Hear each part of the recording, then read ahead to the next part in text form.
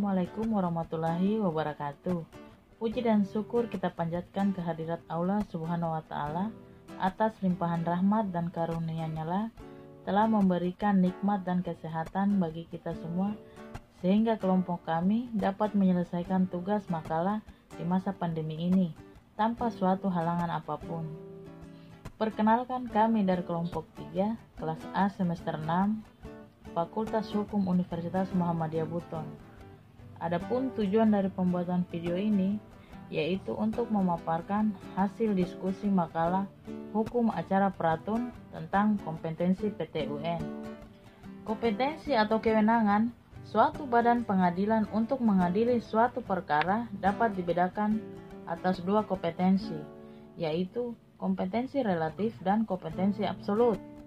Kompetensi relatif berhubungan dengan kewenangan pengadilan untuk mengadili suatu perkara sesuai dengan wilayah hukumnya. Pengaturan kompetensi relatif peradilan tata usaha negara terdapat dalam pasal 6 bab 54.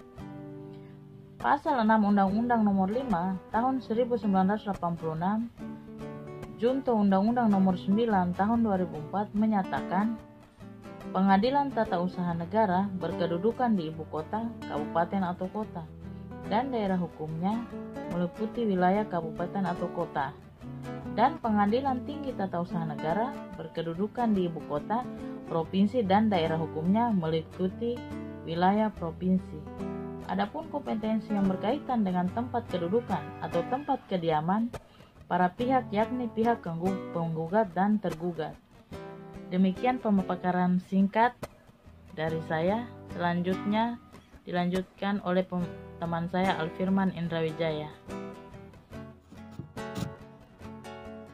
Oke, terima kasih atas kesempatan yang telah diberikan kepada saya oleh rekan saya Agustina Bali. Di sini mungkin saya akan memaparkan mengenai kompetensi absolut ya. Langsung saja saya menjelaskan sedikit mengenai kompetensi absolut. Kompetensi absolut kewenangan pengadilan untuk mengadili suatu perkara menurut objek, materi, atau pokok sengketa. Objek sengketa tata usaha negara adalah keputusan tata usaha negara sebagaimana diatur dalam pasal 1 angka 3 Undang-Undang Nomor 5 Tahun 1986, Nomor 9 Tahun 2004. Pembatasan-pembatasan yang termuat dalam ketentuan pasal-pasal Undang-Undang Nomor 5 Tahun 1986, Undang-Undang Nomor 9 Tahun 2004, yaitu pasal 2, pasal 49, dan pasal 142. Pembatasan dibedakan menjadi 3, yaitu pembatasan langsung, pembatasan tidak langsung, dan pembatasan langsung bersifat sementara. Mungkin itu saja yang dapat saya paparkan. Selanjutnya saya serahkan kepada saudara Safian Gunawan. Assalamualaikum warahmatullahi wabarakatuh. Terima kasih atas kesempatan yang telah diberikan oleh rekan saya, Saudara Alfirman Indrawijaya. Di sini saya akan menjelaskan sedikit tentang pengertian objek sengketa tata usaha negara. Objek sengketa tata usaha negara adalah keputusan tata usaha negara sebagaimana dimaksud pasal 1 angka 3 dan keputusan fiktif negatif yang berdasarkan pasal 3 Undang-Undang Nomor 5 Tahun 1986 Junto Undang-Undang Nomor 9 Tahun 2004. Sebagaimana keputusan fiktif yang dimaksud pada pasal ini yaitu apabila badan atau pejabat tata usaha negara tidak mengeluarkan keputusan sedang hal menjadi kewajibannya, maka hal tersebut disamakan dengan keputusan tata usaha negara.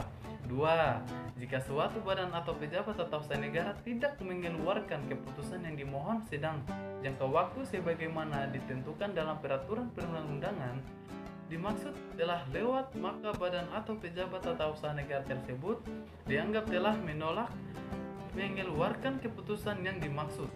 3. Dalam hal peraturan perundang-undangan yang bersangkutan tidak menentukan jangka waktu, maka setelah lewat waktu jangka waktu 4 bulan sejak diterimanya permohonan, badan atau pejabat tata usaha negara yang bersangkutan dianggap telah mengeluarkan keputusan. Ya, mungkin itu saja yang saya bisa jelaskan. Selanjutnya saya akan berikan kesempatan kepada saudara saya Waode Sulastri Purnamasari. Terima kasih.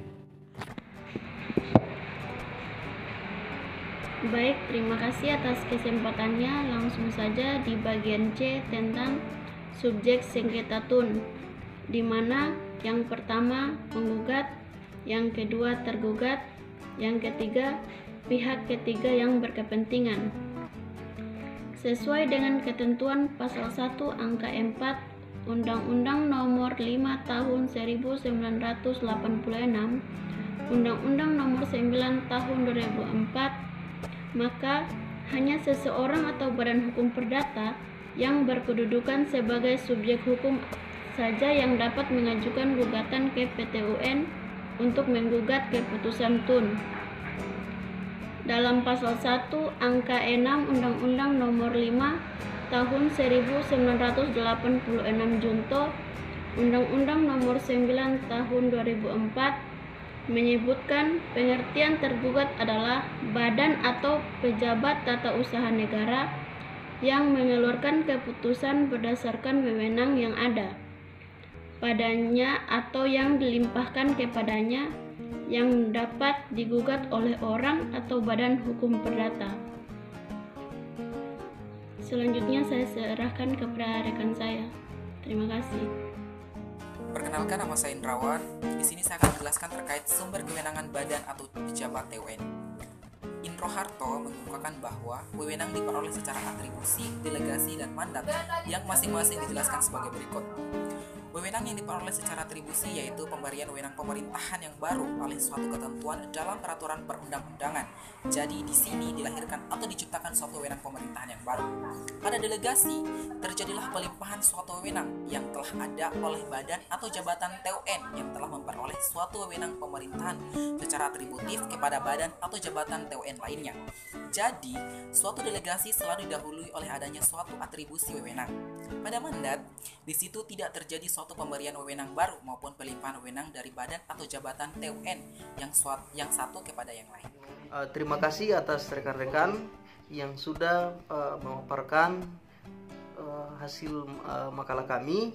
Di sini saya akan sedikit menjelaskan beberapa yang sudah dijelaskan oleh rekan-rekan saya tadi yang berkaitan dengan kompetensi absolut, yaitu kewenangan peradilan dalam memeriksa jenis perkara tertentu dan secara mutlak tidak dapat diperiksa oleh badan pengadilan lain sesuai dengan ketentuan pasal 4 Undang-Undang Nomor 5 Tahun 1986 adalah memeriksa, memutus dan menyelenggarakan sengketa tata usaha negara.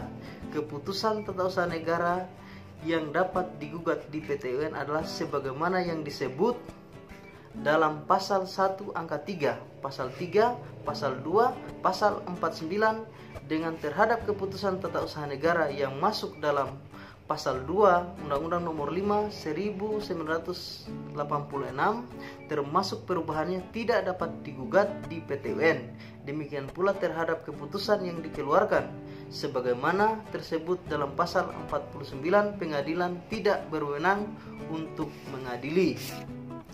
Dalam waktu perang, keadaan bahaya, keadaan bencana alam, atau keadaan luar biasa yang membahayakan berdasarkan peraturan perundang-undangan yang berlaku. Dalam keadaan mendesak untuk kepentingan umum berdasarkan peraturan perundang-undangan, yang dimaksud dengan kepentingan umum adalah kepentingan negara dan atau kepentingan masyarakat bersama dan atau kepentingan pembangunan sesuai dengan peraturan perundang-undangan. Kompetensi relatif, yaitu kewenangan mengadili antara pengadilan dalam suatu lingkungan peradilan. Kewenangan tersebut terletak di pengadilan manakah yang berwenang untuk memeriksa, memutus, dan menyelesaikan perkara tertentu, sedangkan kompetensi relatif peradilan tata usaha negara diatur dalam pasal 54 ayat 1 sampai dengan ayat 6 Undang-Undang Nomor 5 Tahun 1986 tentang peradilan tata usaha negara yang menyebutkan 1. Gugatan sengketa tata usaha negara diajukan kepada pengadilan yang berwenang yang daerah hukumnya meliputi tempat kedudukan yang tergugat. Contoh, bila penggugat beralamat di kota Surabaya sedangkan tergugat adalah wali kota Semarang, maka menurut ketentuan ayat ini gugatannya diajukan di PT UN Semarang karena wali kota Semarang berkedudukan di daerah hukum PT UN Semarang. Apabila tergugat lebih dari satu badan atau pejabat tata usaha negara berkedudukan tidak dalam satu daerah, hukum peradilan, gugatan diajukan kepada pengadilan daerah yang hukumnya meliputi tempat kedudukan salah satu badan atau pejabat tata usaha negara. Contoh, bila penggugat beralamat di Semarang sedangkan yang tergugat adalah kepala Kantor Pertahanan Kota Semarang, tergugat 1 Kakanwil BPN Provinsi Jawa Tengah, tergugat 2, tergugat 3 Kepala BPN Pusat, tergugat 4 Presiden, maka gugatan dapat diajukan di PT UN Semarang yang daerah hukumnya meliputi salah satu tergugat, atau PT Jakarta yang daerah hukumnya meliputi salah satu tergugat. Yang perlu diperhatikan dalam menentukan pengadilan yang akan mengadili adalah kedekatan dengan saksi maupun objek yang disengketakan. Dalam hal tempat kedudukan tergugat tidak berada dalam daerah hukum, berada tempat kediaman penggugat, maka gugatan dapat diajukan ke pengadilan yang daerah hukumnya meliputi tempat kedudukan penggugat untuk selanjutnya diteruskan kepada pengadilan yang bersangkutan.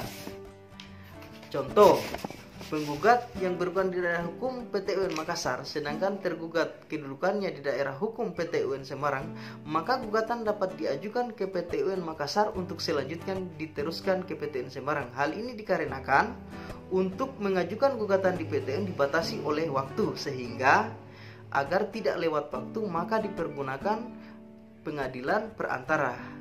Hitungan waktunya adalah sejak penggugat mendaftarkan perkara pengadilan perantara, yaitu PT UN Makassar. Dalam hal-hal tertentu sesuai dengan sifat sengketa tata usaha negara yang bersangkutan yang diatur dengan peraturan pemerintah, gugatan dapat diajukan kepada pengadilan yang berwenang yang daerah hukumnya meliputi tempat kediaman penggugat. Apabila penggugat dan tergugat berkedudukan atau berada di luar negeri, gugatan diajukan kepada pengadilan Jakarta. Apabila tergugat berkedudukan di dalam negeri dan penggugat di luar negeri, gugatan diajukan kepada pengadilan di tempat kedudukan tempat.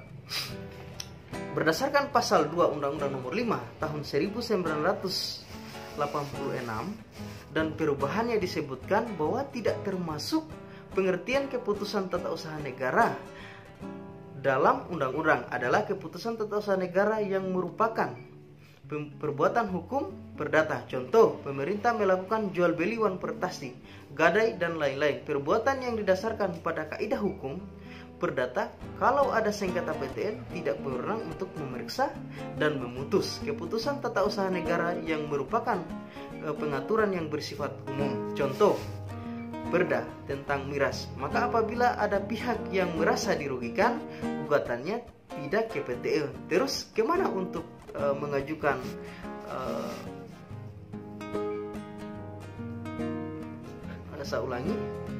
terus kemana untuk menguji atau peraturan perundang-undangan? Maka ini di bawah undang-undang yang berwenang menguji adalah Mahkamah Konstitusi. Keputusan tata usaha negara yang masih memerlukan persetujuan, jenis keputusan ini adalah keputusan yang belum final sehingga belum memiliki akibat hukum. Terima kasih, itulah tadi yang dapat saya jelaskan beberapa poin daripada hasil makalah kami.